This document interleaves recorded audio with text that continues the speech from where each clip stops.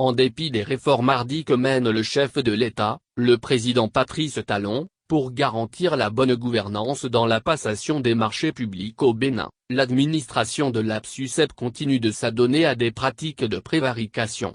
Manifestement, c'est ce qui ressort de l'analyse du dossier de passation du marché relatif à l'installation des salles de classe numérique connectées à Internet et autonomes en énergie électrique dans les établissements d'enseignement secondaire. L'APSUSEP est dans un favoritisme déconcertant dans la conduite du processus de passation de ce marché.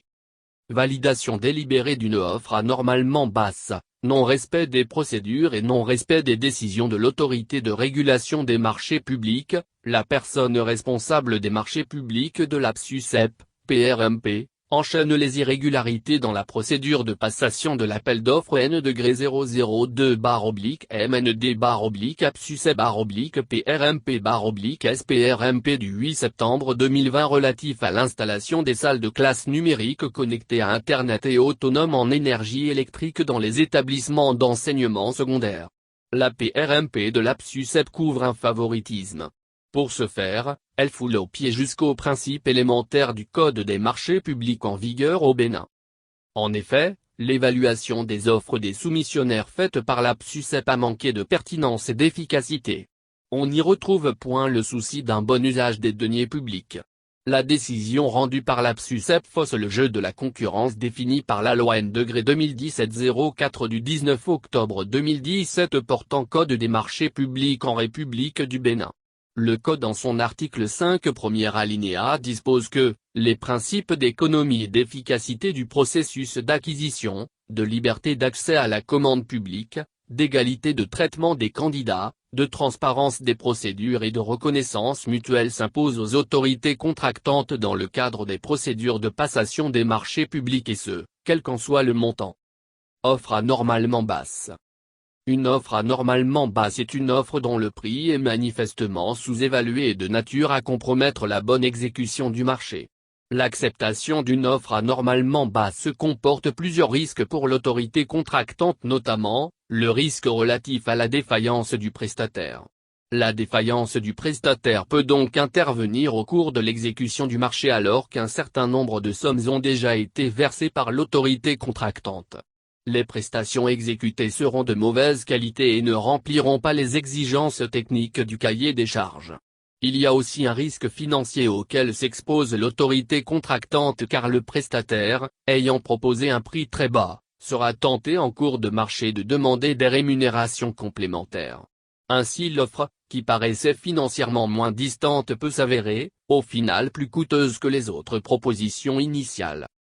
Même si l'APSUSEP se complaît dans un favoritisme en écartant à tort l'offre de la société est dans la procédure de passation de l'appel d'offres N-002/MND/APSUSEP/PRMP/SPRMP en date du 8 septembre 2020, tout un faisceau d'indices permet de détecter sans embâche que la proposition du titulaire provisoire est une offre anormalement basse en termes financiers et en termes de défaillance potentielle.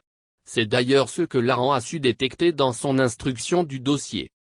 L'ARAN dans sa décision a mis à nu les irrégularités commises et a ordonné à la PRMP/APSUSEP la reprise de l'analyse et de l'évaluation des offres. Injonction est également faite à la PRMP/APSUSEP de rendre compte sans délai des résultats du réexamen de l'appel d'offres. Manifestement, la commission de passation des marchés publics de l'APSUSEP a fait son évaluation avec beaucoup de subjectivité. Elle n'a pas tenu compte notamment des dispositions de la clause 38.1 des instructions aux candidats qui stipule que l'autorité contractante attribuera le marché au soumissionnaire dont l'offre aura été évaluée la plus avantageuse et jugée substantiellement conforme au dossier d'appel d'offres, à condition que le soumissionnaire soit en outre jugé qualifié pour exécuter le marché de façon satisfaisante. L'offre la plus avantageuse est celle qui satisfait au mieux à l'ensemble des critères d'attribution du marché, qualité et prix définis par l'acheteur. Le critère relatif à l'offre la plus avantageuse s'oppose au choix du moins-disant qui est fondé sur le seul critère financier. Selon toute vraisemblance, l'attributaire provisoire du marché détient de solides passe-droits à l'APSUSEP. Des faveurs lui sont accordées même en violation des principes du Code des marchés publics. En dépit des nombreuses irrégularités dénoncées et les observations soulevées par l'autorité de régulation des marchés publics, l'APSCUSEP persiste sans démordre en faisant courir le risque d'une mauvaise exécution possible d'un marché aussi complexe. Incontestablement, l'offre de Hay est la plus avantageuse et conforme au dossier d'appel d'offres. La société est la mieux qualifiée pour exécuter le marché de façon satisfaisante. Hay a déjà exécuté avec satisfaction de l'autorité contractante un marché similaire de même complexité en 2019. Il s'agit du marché EN-404-MEM-APSUSEP-DNCMP du 3 octobre 2018 relatif à l'installation des salles multimédia connectées à Internet et autonomes en énergie électrique dans les établissements d'enseignement primaire et secondaire. Ce marché d'installation de 24 salles multimédia dans un délai d'exécution de 3 mois contenait beaucoup d'imprécisions dans les clauses techniques. Mais a déployé toute son expertise pour réaliser les travaux. Les fournitures et les services connexes nécessaires qui ne figuraient pas dans ce marché ont été exécutés par Hay sans aucune augmentation de son offre financière. Voir tableau 1. Après une année d'exploitation, la réception définitive de ce marché a été faite en novembre 2020 à la grande satisfaction de l'autorité contractante. Il importe de dénoncer ici un fait suspect concernant le soumissionnaire déclaré attributaire provisoire dont l'offre est anormalement basse. Il était candidat pour le marché que Hay a eu à exécuter en 2019 pour l'APSUSEP. Sa proposition financière était d'un montant d'1,975 158 francs 720, 1,975 158 720 francs CFA. Sans être un fabricant, ni un industriel, il fait cette fois-ci, une offre d'un montant d'1,367 148 000, 1,367 148 000, francs CFA. Ce qui représente une baisse d'un montant de 608 10 720 francs, 608 10 720, francs CFA.